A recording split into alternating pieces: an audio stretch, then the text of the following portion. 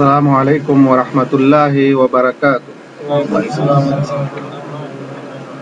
আলহামদুলিল্লাহি রাব্বিল আলামিন ওয়াল আকিবাতু লিল মুত্তাকিন ওয়াস সালাতু ওয়াস সালামু আলা রাসূলিহিল কারীম, আম্মা বা'দ। উপস্থিত দিনী বন্ধুগণ, আল্লাহ রাব্বুল আলামিনের যাবতীয় প্রশংসা এবং প্রিয় নবী মুহাম্মদ মুস্তাফা সাল্লাল্লাহু আলাইহি ওয়াসাল্লামের প্রতি অনেক অনেক দরুদ ও সালাম বর্ষিত হোক। আল্লাহুম্মা সাল্লি আলাইহি, আল্লাহুম্মা বারিক আলাইহি। বন্ধুগণ, আমরা ধারাবাহিকভাবে আউলিয়ায়ে কেরামের সম্পর্কে বা বলা যেতে পারে তাদের সম্পর্কে ভুল আকীদা, ভ্রান্ত বিশ্বাসগুলির সম্পর্কে আলোচনা করে আসছি। আজকের আলোচনায় সেই সম্পর্কেই একটি বিষয়, যে বিষয়টির শিরোনাম হচ্ছে মৃত ওলিরা, যারা মারা গেছেন, যে সমস্ত আউলিয়ায়ে কেরাম, তারা কি জীবিতর মতো ক্ষমতাবান বা তাদের চাইতে কি বেশি ক্ষমতাবান? পৃথিবীতে যারা জীবিত আছেন তাদের চাইতেও কি তারা বেশি ক্ষমতা রাখেন বা কম ক্ষমতা রাখেন বা কিছু রাখেন? আর সেখান থেকে পৃথিবীর মানুষের সমস্যার সমাধান করতে তারা সক্ষম না সক্ষম নয়?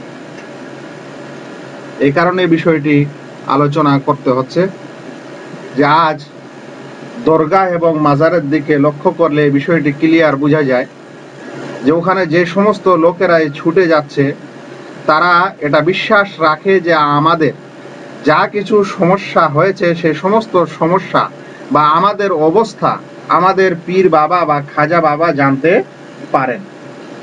অতঃপর শুধু জানতে পারেন তাই না, জানতে পারার পর আমাদের এই সমস্যার সমাধান তারা করে দিতে সক্ষম। সেটা সে নিজেই সক্ষম হোক কিংবা সে আল্লাহর সাথে ওসিলা লাগিয়ে, মাধ্যম লাগিয়ে বা ওদের ভাষায় আরো অন্য কিছু ভাবে করে দিক, মানে সে সমস্যার সমাধান করতে পারে। আমরা কোরআন এবং হাদিসের আলোকে জানার চেষ্টা করব যে এই বিষয়টি কতখানি সঠিক এবং কতখানি সঠিক নয়। তার আগে আমরা এটা বলে দিতে চাই যে আমরা এটি কোনো অপবাদ তাদেরকে দিচ্ছি না, বরং তাদেরই মহারথী বড় পণ্ডিত এবং গুরু, যার নাম হচ্ছে আহমদ রেজা খান ব্রেলভি।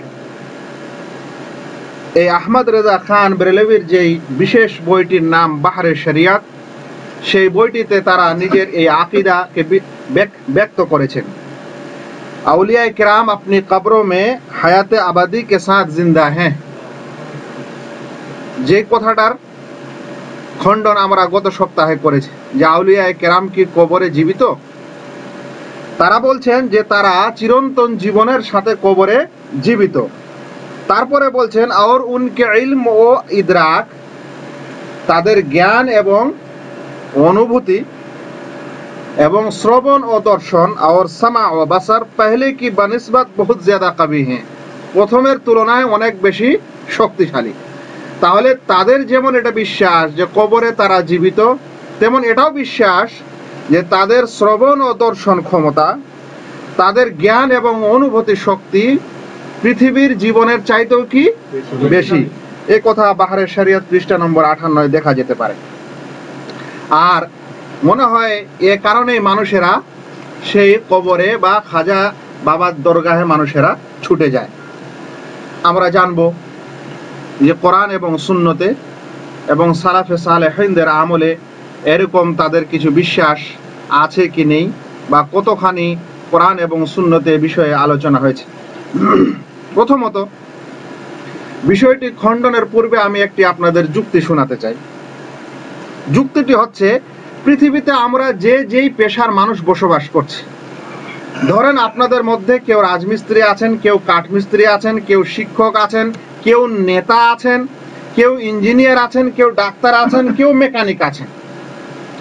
যদি এরকম পেশাওয়ালা মানুষ এই দুনিয়াতে দাবি করে যে ভাই আমি এখন এই জীবিত থাকার সময় যতগুলা এসি ভালো করতে সক্ষম, মারা গেলে এর চাইতে বেশি এসি ভালো করতে পারবো। কিংবা কোনো ডাক্তার যদি বলেন যে আমি এখন জীবিত থাকাকালীন যতখানি রোগীদের চিকিৎসা করতে সক্ষম, মারা গেলে এর চাইতে আরো বেশি সক্ষম। কিংবা যদি কোনো শিক্ষক কথা বলেন যে আমি আমার স্কুলে এই সময়ে যখন আমি বেঁচে আছি শিক্ষকতা করছি, এই শিক্ষকতার সময় আমি যত ভালো করে শিক্ষকতা করছি বা যত বেশি শিক্ষকতা করতে পারছি, মারা গেলে এর চাইতেও বেশি পারবো, তাহলে আপনি কি বলবেন তাকে? একেবারে একটা উল্টো পদ্ধতি, উল্টো নিয়মের কথা, যেটা কখনোই বাস্তব নয়। তাহলে কোন মানুষ যখন এই কথা বলে যে আউলিয়ায়ে কেরাম দুনিয়াতে যা শক্তি ছিল মারা গেলে আরো বেশি কাউই হয়ে যায়, আরো বেশি শক্তি হয়ে যায়, তাহলে তার এই বিশ্বাস এবং ধারণা পুরোপুরি একটা কি উল্টো আর একটা অবাস্তব, যেটা নিয়মের বিপরীত একটি ধারণা। এটি ছিল একটি উদাহরণ মাত্র যে বিষয়টির সমসাময়িক বা স্বাভাবিক উত্তর কি হতে পারে। কিন্তু আমরা এরপরে জানব যে কোরআন মজিদে আল্লাহ রাব্বুল আলামিন এ সম্পর্কে কি বলেছেন। আল্লাহ রাব্বুল আলামিন কোরআন শরীফের সূরা ফাতির 19 থেকে 22 নম্বর আয়াতে ঘোষণা দিচ্ছেন, ওয়ামা ইয়াস্তাবিল আ'মা ওয়াল বাসীর ওয়ালাদ যুলুমাতু ওয়ালান নূর ওয়ালাদ যিল্লু ওয়ালাল হারুর ওয়ামা ইয়াস্তাবিল আহইয়াউ ওয়ালাল আমওয়াত। অর্থ হচ্ছে অন্ধ এবং দৃষ্টি সম্পন্ন ব্যক্তি সমান নয়, বরাবর নয়।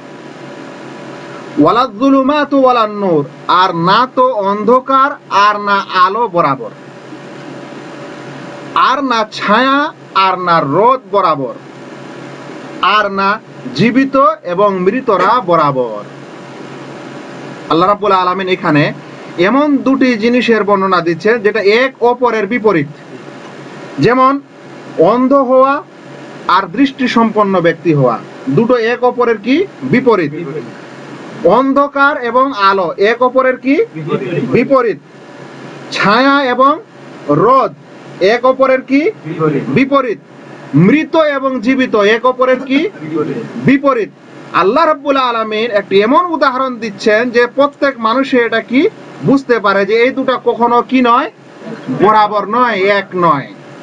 কিন্তু কোন মানুষ যদি বলে দুনিয়াতে না অন্ধকার এবং আলো বরাবর, তাহলে যেমন এই কথাটি আল্লাহ রাব্বুল আলামিনের আয়াতের আদেশের বিপরীত হলো, তেমন দুনিয়াবি জ্ঞানেরও কি হলো বিপরীত হলো। কোন মানুষ যদি বলে যে অন্ধ ব্যক্তি আর দৃষ্টি সম্পন্ন ব্যক্তি দুজনেই বরাবর, তাহলে আল্লাহ রাব্বুল আলামিনের আয়াতের বিপরীত হলো এবং দুনিয়াবি বিষয়েরও বিপরীত হলো। যদি কোনো মানুষ বলে যে মৃত এবং জীবিতরা দুই ব্যক্তি কি বরাবর, তাহলে সেটা কি হলো আল্লাহ রাব্বুল আলামিনের আয়াতের এবং বিধানের বিপরীত হলো, আর দুনিয়ার নিয়মেরও কি হলো বিপরীত হলো। কিন্তু তাদের গুরু এতখানি বলছেন না যে মৃত এবং জীবিতরা বরাবর, আমাদের মৃত ওলিরা বরাবর, এতখানি বলছেন না। বলছেন যে মৃতদের জীবিতদের চাইতেও বেশি শক্তিশালী। যদি কেউ বরাবর বলে তাহলে কোরআন শরীফের এই আয়াতের উল্টা হয়, কিন্তু কেউ যদি বলে যে তার চাইতেও বেশি শক্তিশালী, শুধু বরাবরই না, তাহলে কি হয়ে গেল? সরাসরি কোরআন মজিদের আয়াতের একটা বিপরীত পদক্ষেপ নেওয়া হলো বা বিপরীত বিধান মানুষকে শোনানো হলো। এটা ক্লিয়ার যে কোনোদিন জীবিত আর মৃতরা বরাবর হতে পারে না, আল্লাহ রাব্বুল আলামিন বলেছেন। কিন্তু এই সমস্ত লোকেরা শুধু বরাবরই বলছে না, বলছেন যে জীবিতদের চাইতেও বেশি শক্তিশালী। নাউযুবিল্লাহ। তো আমাদের আলোচনা যেটি, যে জীবিত এবং মৃতরা কখনোই বরাবর নয়, মৃত ওলিরা কখনোই জীবিতদের মতো নয়, তার এটি প্রথম দলিল যেটা কোরআন মজিদ থেকে আপনাদের সামনে পেশ করা হলো। বন্ধুগণ, এবার জানা দরকার যে সমস্ত মৃত ওলিদের কাছে এই সমস্ত লোকেরা ছুটে যায় তাদের দরগাহে এবং খাজা বাবার স্থানে, প্রথমে তো এটা আমাদের প্রমাণ হতে হবে যে তারা কি আমাদের ব্যাপারে কিছু জানেন? তারা কি মুরিদদের ব্যাপারে কিছু জানেন? তারা কি দুনিয়ার অবস্থার সম্পর্কে কবর থেকে জানতে পারেন? যদি তারা কবর থেকে মুরিদদের অবস্থা জানতেই না পারেন, দুনিয়ার অবস্থা বুঝতেই না পারেন, তাহলে দিতে পারেন সেটা তো পরের কথা। কিছু দিতে পারেন সেটা পরের কথা, আগে তো জানতে হবে যে লোকটার সমস্যা কি। যদি সমস্যাটাই না জানতে পারা যায় তাহলে দিতে পারা যাবে না। কোন ডাক্তার যদি অসুখটাই না ধরতে পারে তাহলে তার চিকিৎসা করা যাবে না। আপনি যদি কারো অবস্থাই না জানতে পারেন, আপনার কাছে কোনো এক লোক এসে দাঁড়িয়ে আছে, সে মনে মনে ভাবছে যে আমার কিছু পয়সা কড়ির প্রয়োজন আছে, কিন্তু আপনি মনের খবর জানতেন না, বুঝতেও পারছেন না, তাহলে কি আপনি টাকা দিবেন? তো অলিগণের প্রথমে এটা জানা দরকার যে তারা পৃথিবীর অবস্থার সম্পর্কে জ্ঞাত না জ্ঞাত নয়, তারা মুরিদদের অবস্থা সম্পর্কে জানতে পারেন কি পারেন না, এটা প্রথম দরকার। বন্ধুগণ, এই সমস্ত ভ্রান্ত ধারণা পরে এসেছে, তবে একটু কথা আগে বলে দিই যে নবী মুসা আলাইহিস সালাম, নবী ঈসা আলাইহিস সালাম এবং শেষ নবী মুহাম্মদ মুস্তাফা সাল্লাল্লাহু আলাইহি ওয়াসাল্লাম, আমরা একটু তাদের অবস্থাটা দেখব যে তারা নবী হওয়ার পরেও তারা কি তাদের উম্মতের অবস্থা জানেন কি জানেন না। যদি নবী হওয়ার পর তারা তাদের উম্মতের অবস্থা না জানতে পারেন তাহলে ওলিরা কেমন করে জানবে? আমরা প্রথম একটি আয়াত যেটি ঈসা আলাইহিস সালামের সম্পর্কে আল্লাহ রাব্বুল আলামিন অবতীর্ণ করেছেন, সেই আয়াতটি শুনবো। সূরা মায়দার 116 এবং 17 নম্বর আয়াত। আল্লাহ রাব্বুল আলামিন বলছেন, ওয়াইদ ক্বালাল্লাহু ইয়া ঈসা ইবনে মারইয়াম, স্মরণ করো সেই সময়কে যখন আল্লাহ রাব্বুল আলামিন মরিয়মের পুত্র ঈসাকে বলবেন, সেটা কিয়ামতের সময়। কি বলবেন? আনতা কুলতা লিন-নাস ইত্তাখিযুনি ওয়া উম্মি ইলাহাইন মিন দুনিল্লাহ। হে ঈসা, তুমি কি তোমার উম্মতকে বলেছিলে, তোমার লোকদেরকে বলেছিলে যে আমাকে এবং আমার মাকে, আল্লাহ ছাড়া আমাকে এবং আমার মাকে ইলাহ বানিয়ে নাও, রব বানিয়ে নাও? তুমি কি এই কথা বলেছিলে? ঈসা আলাইহিস সালাম বলবেন, ক্বালা সুবহানাকা মা ইয়াকুনু লি আন আকুলা মা লাইসা লি বিহাক। হে আল্লাহ, আপনি পুত পবিত্র, এটা আমার জন্য বলা শোভা পায় না যে আমি ওদেরকে বলবো যে আল্লাহকে বাদ দিয়ে তোমরা আমাকে আর আমার মাকে ইলাহ বানিয়ে নাও, আল্লাহ বানিয়ে নাও। এ কথা বলা আমার জন্য শোভা পায় না। হে আল্লাহ, ইন কুনতু কুলতুহু ফাকাদ আলিমতা, হে আল্লাহ, যদি আমি বলেও থাকি তাহলে তুমি জানো যে আমি বলেছি কিনা বলিনি। তা'লামু মা ফি নাফসি ওয়া লা আ'লামু মা ফি নাফসিক, তুমি জানো আমার অন্তরে কি আছে, কিন্তু আমি জানি না তোমার অন্তরে কি আছে। ইন্নাকা আনতা আল্লামুল গায়ুব, আপনি গায়বের বিষয়ে জ্ঞাত। অতঃপর বলবেন, মা কুলতু লাহুম ইল্লা মা আমারতানি বিহি, হে আল্লাহ, আমি তাদেরকে বলিনি, কিন্তু যেটা তুমি আমাকে আদেশ করেছো, যা আদেশ করেছো আমি সেটাই বলেছি। সে আদেশ কি? আনি'বুদুল্লাহ রাব্বি ওয়া রাব্বাকুম, যে তোমরা একমাত্র আল্লাহর ইবাদত করো, যেটা তোমাদের প্রভু, যেটা আমার প্রভু, তার ইবাদত করো। ওয়া কুনতু আলাইহিম শাহীদান মা দুমতু ফীহিম, এবং আমি সাক্ষী ছিলাম যখন আমি পৃথিবীতে তাদের মাঝে বেঁচে ছিলাম।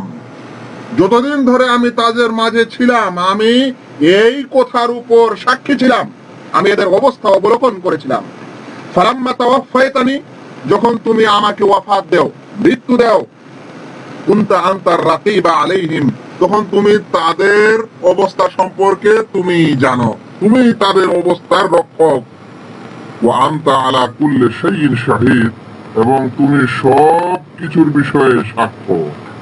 বন্ধুগণ, হযরত ঈসা আলাইহিস সালামের এই বাণী, আল্লাহ রাব্বুল আলামিনের এই বাণী, যেটা ঈসা আলাইহিস সালাম বলবেন বা কিয়ামতের দিনে বলবেন, সেখানে স্পষ্ট যে আল্লাহ তাআলাকে তিনি বলছেন যে যতক্ষণ আমি তাদের মাঝে জীবিত ছিলাম আমি তাদের কাছে সাক্ষ্য এবং প্রমাণ হিসাবে ছিলাম, কিন্তু যখন আমি মারা গেছি তখন কি হয়েছে আমি জানি না।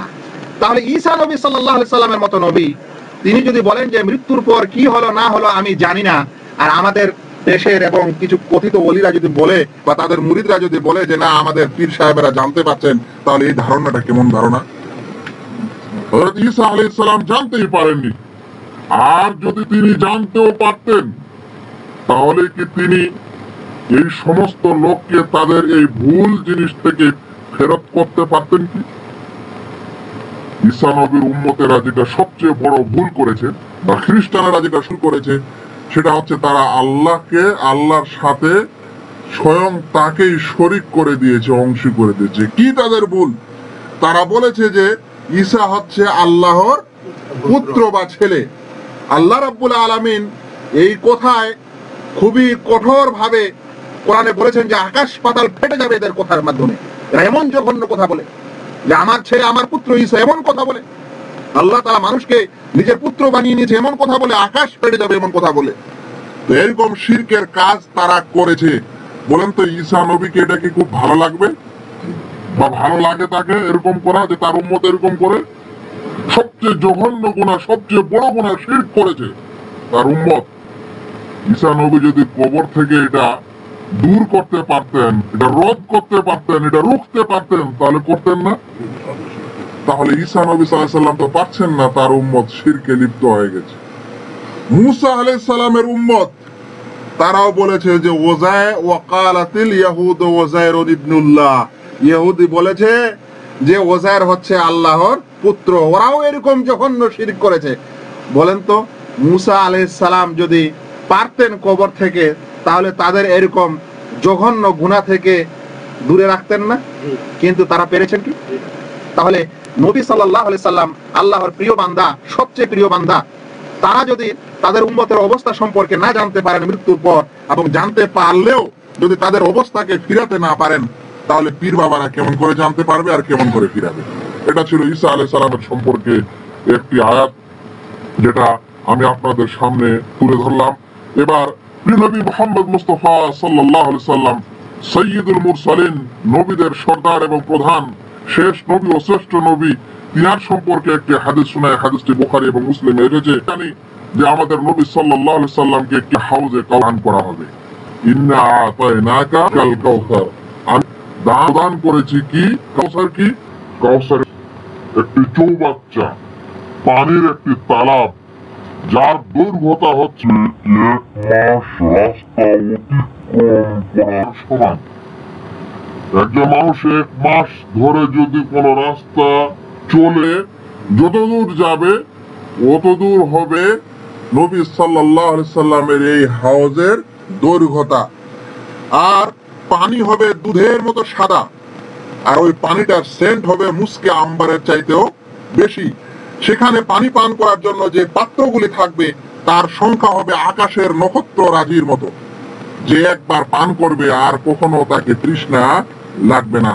কিয়ামতের দিনে যখন এরকম হবে, নবী সাল্লাল্লাহু আলাইহি সাল্লাম বলছেন, আনা ফারাতুকুম আলাল হাউদি, আমি এই হাউজে কাউসারে অগ্রগামী, আগে ভাগেই সেখানে পৌঁছে আমার উম্মতকে পানি পান করার জন্য। তারপর কি? ওয়ালা ইউরফা আন্না রিজালুম মিনকুম, অতঃপর কিছু মানুষ আসবে এই হাউজে পান করার জন্য। সুম্মা লা ইউখতালাজুন্না দুনি, অতঃপর তাদেরকে আমার থেকে দূরে সরিয়ে দেওয়া হবে। আর অন্য এক হাদিসে এসেছে যে ফেরেশতাগণ তাদেরকে ধাক্কা দিয়ে সরাই দিবেন, হাউজের দিকে আসতে দিবেন না। এই সময় নবী সাল্লাল্লাহু আলাইহি সাল্লাম বলবেন যে হে আল্লাহ, এরা তো আমারই উম্মত, এদেরকে কেন ভাগানো হচ্ছে? বলা হচ্ছে ফি রিওয়ায়াতিন ফাআকুলু সুহকান, তারপরে আল্লাহ রাসূল সাল্লাল্লাহু আলাইহি সাল্লাম বলবেন ইয়া রাব আসহাবি, হে আল্লাহ, এরা তো আমার সাথী, এরা তো আমার উম্মত, কেন ভাগানো হচ্ছে এদেরকে? ফায়ুকালু ইন্নাকা লা তাদরি মা আহদাসু বা'দাক, তখন তাদের বলা হবে, আল্লাহ নবী সাল্লাল্লাহু আলাইহি সাল্লামকে বলা হবে যে তুমি জানো না তোমার পরে এরা নতুন দিনে আবিষ্কার করেছে, কি পরিবর্তন করেছে তোমার পরে কি ঘটিয়েছে তুমি তা জানো না, জঘন্য কাজ করে। তখন আল্লাহ বলবেন সুমগাইয়ারা বাদি, সরানো হোক, দূরে রাখা হোক যারা আমার দিনে কি করেছে, পরিবর্তন করেছে, নূর আবিষ্কার করেছে।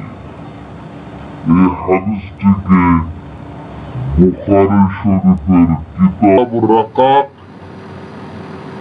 অধ্যায় অনুচ্ছেদ হাউজ হাদিস নম্বর 6578 এবং 6593 দেখা যেতে পারে। তাহলে এখানে ক্লিয়ার যে আল্লাহ রসুল সাল্লাল্লাহু আলাইহি ওয়াসাল্লামকে যখন বলা হবে যে তোমার মৃত্যুর পর এরা কি করেছে তুমি সেটা জানো না, তাহলে আল্লাহ রসুল সাল্লাল্লাহু আলাইহি ওয়াসাল্লাম মৃত্যুর পর তার উম্মতেরা দুনিয়াতে কে ভালো কে মন্দ, কে কি বেদাতি কাজ করছে, কে শিরক করছে, নবী সাল্লাল্লাহু আলাইহি ওয়াসাল্লাম কি জানতে পারছে? তো যদি নবী সাল্লাল্লাহু আলাইহি ওয়াসাল্লামই জানতেন না পারেন, যদি পারতেন তাহলে তাদের তিনি চিনে নিতেন। পারেন না বলে তাদেরকে উম্মতি মনে করে ডাকছেন, আর বলা হচ্ছে যে না তুমি জানো না তোমার দিনে এরা কি পরিবর্তন। নবী সাল্লাল্লাহু আলাইহি ওয়াসাল্লাম স্বয়ং এটা জানেন না যে কবর থেকে যে তার পৃথিবীতে কি করছে। যদি জানতেন তাহলে তখন প্রশ্ন আসে থেকে তিনি দূরে রাখার ক্ষমতা রাখেন কি রাখেন না। মুহাম্মদ মুস্তাফা সাল্লাল্লাহু আলাইহি সাল্লামের মসজিদের ভিতরে 100 হাত প্রায় 100 হাত দ্বিতীয় খলিফা আল্লাহ রাসূল সাল্লাল্লাহু আলাইহি সাল্লামের শ্বশুর এবং বন্ধু, তিনি খলিফার হওয়ার পর ইমামতি করছেন ফজরের সময়, আর আল্লাহ রাসূল সাল্লাল্লাহু আলাইহি সাল্লামের রওজা মোবারক সেখান থেকে মাত্র 100 হাত দূরে। সেখানে আবু লুলু মাজুসি হযরত উমর রাদিয়াল্লাহু তাআলা আনহুকে ছোরা মেরে হত্যা করে দিচ্ছেন। হযরত উমর রাদিয়াল্লাহু তাআলা আনহুর ঘুড়ি পড়ে যাচ্ছে, বের হয়ে যাচ্ছে, ডাক্তার কবিরাজ আসছে, ভালো হচ্ছেন না, মারা গেলেন। বলেন তো আল্লাহ রাসূল সাল্লাল্লাহু আলাইহি সাল্লাম যদি ক্ষমতা রাখতেন তার কবর থেকে এরকম একটা কিছু জিনিসকে, এরকম একটা হত্যাকাণ্ডকে, আর খলিফা উমর রাদিয়াল্লাহু তাআলা আনহুকে যদি সেখান থেকে মানে এই হত্যাকারীর হত্যা থেকে যদি আল্লাহ রাসূল সাল্লাল্লাহু আলাইহি সাল্লাম বাঁচাতে পারতেন তাহলে আল্লাহ রাসূল করতেন না। তৃতীয় খলিফা হযরত আল্লাহ তাআলা আনহু সেখানেই বাড়ি, সেটা হয়তো আর 100 গজ দূর হবে কি। যখন তার উপর আক্রমণ করা হয়, চারিদিকে মিলে শত্রুরা যখন প্রাচীর ডিঙ্গিয়ে হযরত উসমান রাদিয়াল্লাহু তাআলা আনহুর ঘরে প্রবেশ করেন। হযরত উসমান রাদিয়াল্লাহু তাআলা আনহু কোরআন পড়ছিলেন, তরবারের আঘাত করা হয়, আঘাত যখন রুখতে গেছেন তার হাত কেটে গেছে, রক্ত পড়ছে তো মুসহাফ বা কোরআন শরীফের উপরে। বলেন তো আল্লাহ রাসূল সাল্লাল্লাহু আলাইহি সাল্লাম যদি ক্ষমতা রাখতেন কবর থেকে বাঁচানোর, তাহলে তিনি বাঁচাতেন না তৃতীয় খলিফাকে? খুব জোর সরে কারবালার ঘটনা বর্ণনা করা হয়, হযরত হুসাইন রাদিয়াল্লাহু তাআলা আনহুর মৃত্যুর ঘটনা বর্ণনা করা হয়। বলেন তো আল্লাহ রাসূল সাল্লাল্লাহু আলাইহি সাল্লাম যদি কবর থেকে কোন হত্যাকারীর হত্যাকে দূর করতে সক্ষম হতেন, কোন মুসিবতকারীর মুসিবতকে দূর করার যদি সক্ষম হতেন, যখন হযরত হুসাইন রাদিয়াল্লাহু তাআলা আনহুকে কারবালার ময়দানে ইয়াজিদের সৈন্যরা ঘিরে নিয়েছিল, নেওয়ার পর যখন হত্যা করেছিল, খুব জঘন্য হত্যাকাণ্ড চলেছিল, বলেন তো আল্লাহ রাসূল কেন বাঁচাতেন? হাসান রাদিয়াল্লাহু তাআলা আনহু বড় নাতি, তাকেও মৃত্যুবরণ করা হয়েছিল। আল্লাহ রাসূল যদি কবর থেকে সক্ষম হতেন তো করতে পারতেন না? আল্লাহ রাসূল পারেন না, ঈসা আলাইহিস সালাম পারেন না, অন্য নবীগণ পারেন না, আর আজকালের ওলিরা খুবই পারেন। এইসব ভ্রান্ত ধারণা এবং ভ্রান্ত আকীদা এই সমস্ত লোককে যে বোঝানো হচ্ছে, এটা পুরোপুরি ইসলাম বিরোধী এবং কোরআন এবং সুন্নাত বিরোধী একটা আকীদা প্রচার করা হচ্ছে। মানুষকে আল্লাহ বাদে, আল্লাহ ব্যতীত কবরমুখী করা হচ্ছে। মানুষের মধ্যে যদি সত্য জিনিস করার ইচ্ছা থাকে তাহলে এটুকু যথেষ্ট। কিন্তু শেষে একটি ঘটনা আরো বলে দিই। আমরা গত সপ্তাহে সুলাইমান আলাইহিস সালামের একটা ঘটনা পড়ছিলাম, যে সুলাইমান আলাইহিস সালামকে আল্লাহ রাব্বুল আলামিন বিরাট পাওয়ার এবং ক্ষমতা দিয়েছিলেন। সেই ক্ষমতার মধ্যে হচ্ছে যে তার আয়ত্তে করা হয়েছিল। আল্লাহ বর্ণনা করছেন যে সুলাইমান আলাইহিস সালাম নির্মাণের কাজ আল্লাহ রাব্বুল আলামিন সেই সময় সুলাইমান আলাইহিস সালাম ভর দিয়ে দেখাশোনা করে তৈরি করছে। এই সময় আল্লাহ রাব্বুল আলামিন তার মৃত্যু ফয়সালা করে দিলাম, মা দাল্লাহুম আলা মাউতিহি ইল্লা দাব্বাতুল আরদ, বলছে জমিনের পোকায় তাদেরকে মৃত্যুর খবর দিল। সেই জিনদেরকে কি হলো? তাকুলু মিন সাআতা, তার লাঠি খেয়ে যাচ্ছিল উড়ি পোকা। ফালাম্মা খাররা তাবায়্যানাতিল জিন্নু, যখন তিনি পড়ে গেলেন তখন জিনদের খবর হলো এবং তারা বুঝতে পারলো যে যদি তারা গায়েব জানতো তাহলে এই শক্ত কঠিন আযাবে আর থাকতো না। বলছেন আল্লাহ কানু ইয়ালামুনাল গায়বা মা লাবিসু ফিল আযাবিল মাহিন। বলেন তো, এই লাঠি থেকে ধাপ করে পড়ে যাওয়া এটা খারাপ জিনিস না? নবী সাল্লাল্লাহু আলাইহি সাল্লাম, সুলাইমান আলাইহিস সালাম নবী, ওর নিজের শরীরটা দাঁড়িয়ে রাখতে হবে, এটা পড়ে গেল। জিনেরা কাজ টাজ ছেড়ে চলে গেল। তারপর যদি জিনেরাকে কাজ ছেড়ে পালাতে পারত, জিনেরাও বুঝে যে মৃত্যুর পর আর কোনো ক্ষমতা থাকে না। আল্লাহ রাব্বুল আলামিন যে ক্ষমতা দেন, যে আমার কারো আর এই ক্ষমতা দেওয়া না হয়, মৃত্যু যখন হয়েছে সেই ক্ষমতা শেষ হয়ে গেছে। এটা জিনেরাও বুঝে, কিন্তু আমাদের মতো এই সমস্ত মানুষেরা এখনো বুঝে না। আর যদি আলোচনা শোনার পরও না বুঝে, তাহলে আর বুঝানো যাবে না। কত আর বুঝানো যাবে? উদাহরণ দিয়ে, দলিল দিয়ে, যুক্তি দিয়ে, সবকিছু দিয়ে যদি বুঝানো হয়, তারপরে ফিরে যদি ঘুরে যায় আবার ওই কবরে, আবার ওই মাজারে, বলে আমাকে এই মাজারেই দিবে। তো বেটা তোমাকে মাজারেই দিবে, যেদিন মরবে কিয়ামতের দিনে আবার ওর কাছেই চাইও, আল্লাহ রাব্বুল আলামিনের কাছে চাইতে দিও না। আমি আলোচনা শেষ করতে চাই, তবে একটি উদাহরণ আমি প্রায় এই বিষয়ে দিয়ে থাকি, যে ঠিক আছে, যে সমস্ত ওলি মারা গেছেন তারা তো অবস্থা জানেন না, দিতেও পারেন না, এটা বিশ্বাস, এটা কোরআন এবং সুন্নাত বলে। কিন্তু তা সত্ত্বেও কোন মানুষ যদি ওই বিশ্বাসের উপর জানতে পারে, দিতে পারে, কারণ দিই। বর্তমান যুগেও ওলি আছে কিনা দুনিয়াতে? আছে। আপনারাই নির্ধারণদের কাছে কে দুনিয়াতে ওলি। এরকম সর্বসেরা গোটা পৃথিবীর, শুধু ভারত, বাংলাদেশ আর পাকিস্তানের না, উপমহাদেশের শুধু না, গোটা দুনিয়ার যদি 4-5 জন সেরা ওলিকে একটা ঘরে বন্ধ করে দেওয়া হয়, জানালা আর দরজা লাগিয়ে দেওয়া হয়, দেওয়ার পর যদি গ্রামে গঞ্জে খবর প্রকাশ করে দেওয়া হয় যে দুনিয়ার সর্বসেরা 4 জন ওলি অমুক গ্রামে উপস্থিত হয়েছে, আপনারা সবাই চলেন, নিজের নিজের যেটা মনের আবদার আছে সেটা বলেন, আর ওলিরা আপনাদেরকে দিয়ে দিবে।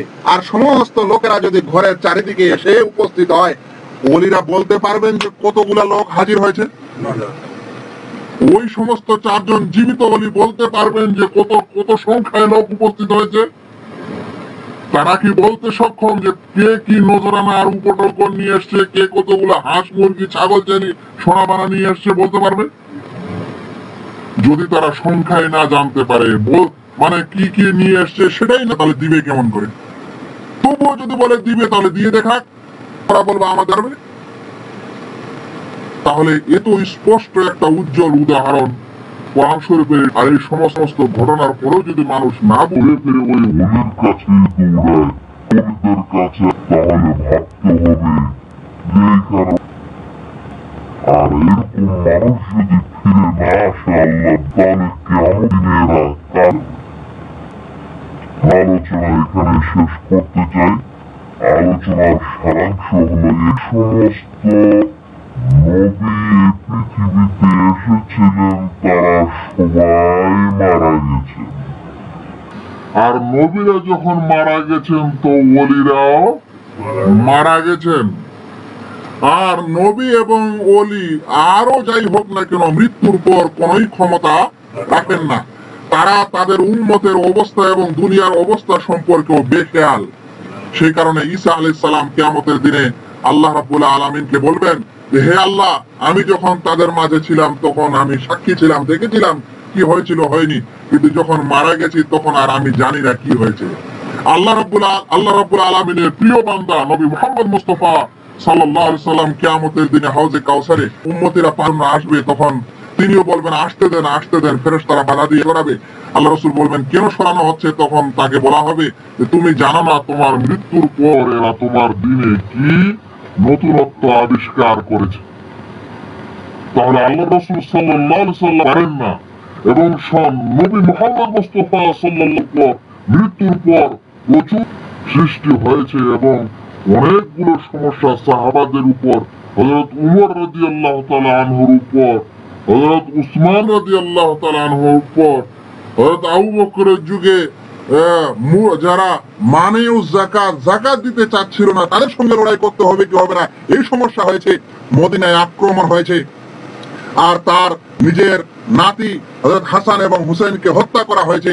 এবং এখনো দুনিয়াতে আল্লাহ রসুল সাল্লাল্লাহু আলাইহি সাল্লামের উম্মতের উপর অনেক জায়গায় কি হচ্ছে, অনেক জায়গায় এদের উপর আক্রমণ হচ্ছে, এদের উপর অনেকগুলো সমস্যা হচ্ছে। কিন্তু আল্লাহ রসুল সাল্লাল্লাহু আলাইহি সাল্লাম যদি এসব কিছু সরাতে দূর করতে পারতেন তাহলে অবশ্যই তিনি করতেন। আর নবীরাই যখন পারেন না তখন পতিত ও পারেন না। এই বিষয়টি ভ্রান্ত ধারণা থেকে, আকীদা থেকে দূরে থাকতে হবে। আল্লাহ রাব্বুল আলামিন আল্লাহ যেন বাসার তৌফিক দান করেন। আউলিয়া নবী আম্বিয়া এদের সম্পর্ক যেন সহি বিশ্বাস এবং আকীদা রাখার, পড়ে শুনে কোরআন এবং সুন্নতে যা এসছে সেভাবে নিজের আকীদা এবং বিশ্বাস তৈরি করার তৌফিক দান করেন। আমিন। ওয়া মা আলাইনা ইল্লাল বালাগ। আসসালামু আলাইকুম ওয়া রাহমাতুল্লাহি ওয়া বারাকাতুহু।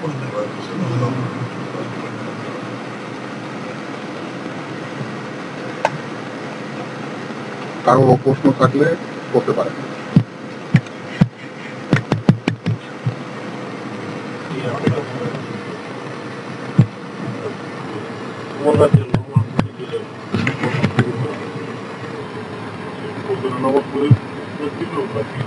সেই সময় ফজরের নামাজ চলছে। নামাজের অবস্থায় ছিলেন, ইমামতির অবস্থায় ইমামতি করছিলেন। এরকম সময় যে ব্যক্তি হত্যা করতে যাচ্ছিল সে আগে থেকে পরিকল্পনা নিয়েছিল যে আমাকে খলিফাকে হত্যা করতে হবে। তখন কি হলো, নামাজের সবাই দাঁড়িয়েছে, সে একটা এমন ছোট ছোরা যেটা নিয়েছে, যেটা দুই দিকে ধার ছিল, উভয় দিকে ধার, ওটা নিয়ে যখন ঢুকেছিল তখন এরকম করে মারতে মারতে গেছিল। হযরত উমর রাদিয়াল্লাহু তাআলা আনহুকে তো মানে গুতা মেরেছিলই, কিন্তু তার আগে অনেকগুলা নামাজিকেও কি করেছিল,